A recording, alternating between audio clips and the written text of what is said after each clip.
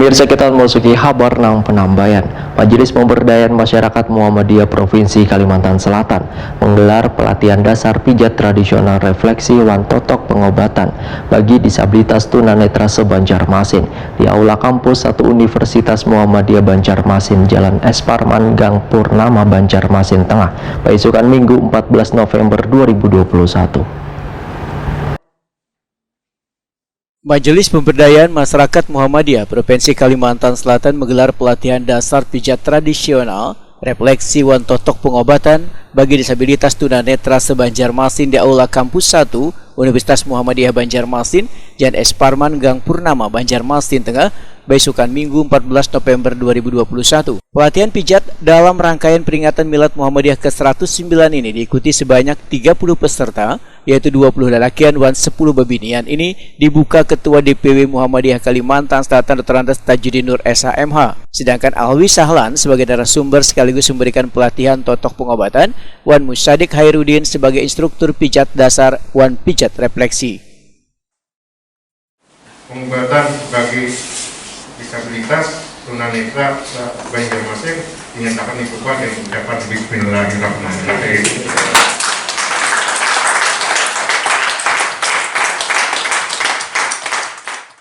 Ketua DPW Muhammadiyah Kalimantan Selatan Dr. Andes Tajudin Nur SHMH Waitakuni Prima TV berharap melalui kegiatan ini membuat penyandang disabilitas bisa mandiri wan kada terpinggirkan.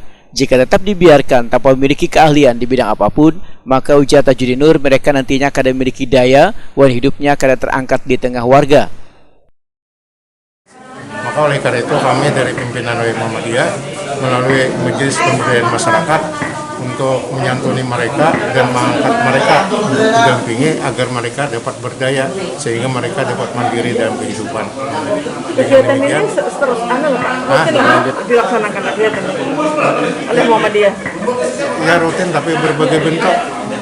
Nanti bisa masalah ekonomi, ini kan masalah keterampilan pijat-pijat, nanti masalah ekonomi dan pendidikan. Kalau Quran itu sudah, masalah Quran, salat itu sudah rutin.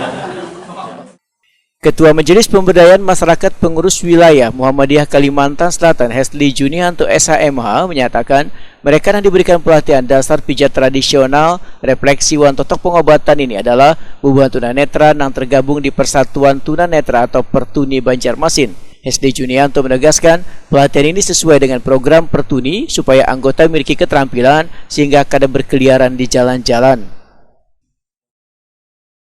Pak, sehabis pelatihan ini mereka diapakan nanti, Pak? Mereka ini kan sebetulnya rata-rata sudah ada keahlian untuk memijat.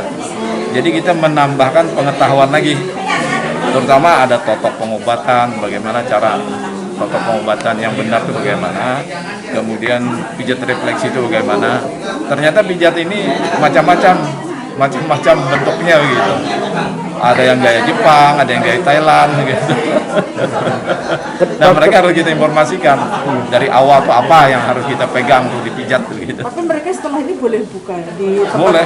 Mereka masuk. Sebagian mereka sudah buka. Atau ada suatu tempat khusus gitu? Iya, kita kan punya klinik pijat di Bumi Ayu, di Bumi Mas Raya. Itu ada di sana. Nah, cuma karena masalah COVID ini distancing itu, jadi mereka orang yang datang takut, yang memijat juga takut. Jadi sementara ini libur gitu. Tapi ada sudah adanya pula tempatnya pula? Ada sudah. Pengurus Pertuni Banjarmasin Hamsani menyambut baik adanya pelatihan ini karena sudah diberikan kesempatan mendapatkan ilmu pijat.